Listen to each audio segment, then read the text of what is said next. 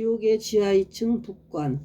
지옥의 2층 북관에는 거짓말하며 사기를 치는 자들이 모여 있었다. 거짓말이 무엇인가? 거짓말이란 사실이 아닌 것을 사실같이 꾸며서 말하는 것을 말한다.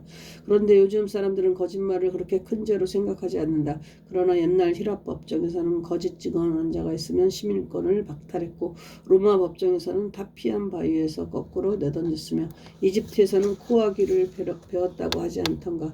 구약의 모세의 법에서는 거짓 증언은 피고에게 언도된 만큼의 벌을 받게 했다. 물론 심리학자들의 분석에 의하면 일반적으로 사람들은 한 주간에 200번 정도 거짓말을 한다고 한다. 그렇다면 인간은 거짓 덩어리라고 할 수 있다. 그러면 무엇이 성경이 말하는 거짓말인가? 그의 계명을 지키지 아니하는 자는 거짓말하는 자요. 요한일서 2장 4절. 누구든지 하나님을 사랑하노라 하고 그 형제를 미워하면 이는 거짓말하는 자니 보는 바 그 형제를 사랑하지 아니하는 자는 보지 못하는 하나님을 사랑할 수 없느니라. 요한일서 4장 20절.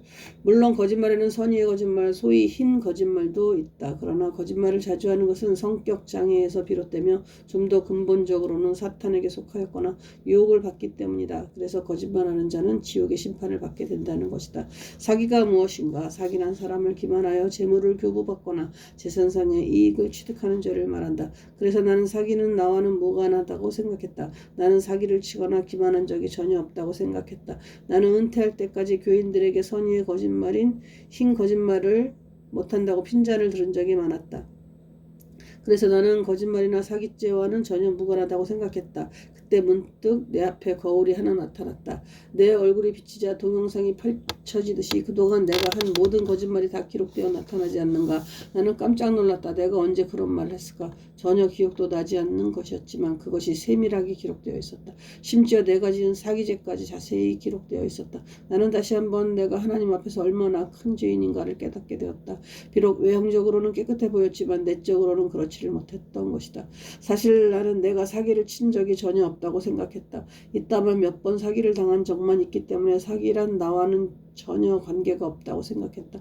그런데 이게 웬일인가? 사기죄 중에는 운전자를 바꿔치기 한 것이나 속도를 어기다가 경찰차를 보고 뺑소니 친 것도 들어가는 것이 아닌가? 사실 나는 아주 오래전 운전을 배울 때 한 번 운전자를 바꿔치기 한 적이 있었다. 미국에서는 자동차 면허증을 따기 위해서는 운전연습 허가증을 정식으로 받아야 하는데 그렇게 하지 않은 채 넓은 공원에서 연습을 한 적이 있었다. 내 절친한 친구인 L군이 먼저 면허증을 받았기 때문에 그의 차를 가지고 그를 옆에 태운 채 공원에서 운전 연습을 했다. 그때 마침 미국 경찰이 와서 내게 면허증을 보여달라고 했다. 나는 옆에 앉아 있었고 내 친구가 운전했다고 거짓말을 했다. 한국 사람들이 미국 사람들을 볼 때 잘 구별하지 못하듯이 미국 사람들도 동양 사람들을 잘 구별하지 못한다. 다 똑같이 생겼다고 착각하는 것이다.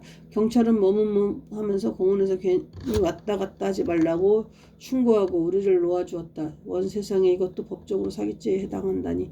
그렇다면 거짓말이나 사기와 관계없는 사람이 세상 어디에 있겠는가. 말하고 보니 나는 한 번 뺑소니를 친 적도 있었다. 사람을 치고 뺑소니를 친 것이 아니라 빨리 집으로 가기 위해서 유턴을 하려고 중앙선을 넘어갔다. 그때 마침 경찰차가 이것을 보고 내게 스티커를 발부하려고 오고 있었다. 그래서 급해진 난 할 수 없이 그 옆에 있는 주차장으로 들어가 차를 세우고 숨어 있었다. 경찰은 몇 번 왔다 갔다 하더니 그만 돌아가고 말았다. 나를 찾지 못했기 때문이다. 어디 그뿐인가. 자신을 과장하며 말한 모든 것까지 거짓말로 다 기록되어 있지 않은가. 거기에는 학력 위조자들은 물론이고 군대 안 가려고 생년월일을 속인 자들도 있었다.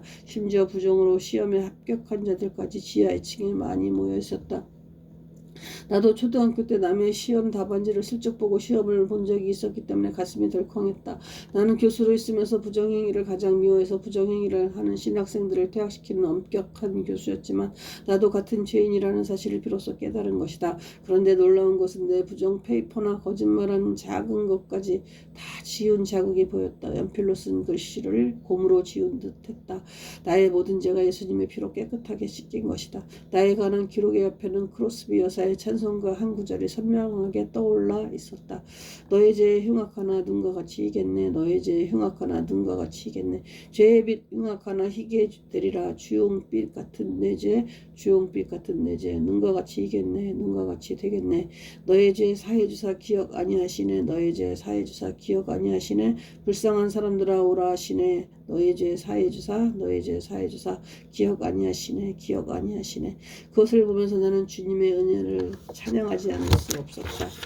나의 모든 죄 용서해 주신 주 은혜 감사합니다. 주홍같이 붉은 죄 주의 보혈로 눈같이 이게 해주셨으니 나 이제 심판에 두려움 없이 살게 되었으니 이 자유함 가지고 주 찬양하며 살리라. 주께 감사하면서 영원토록 주 앞에서 찬양하며 살리라.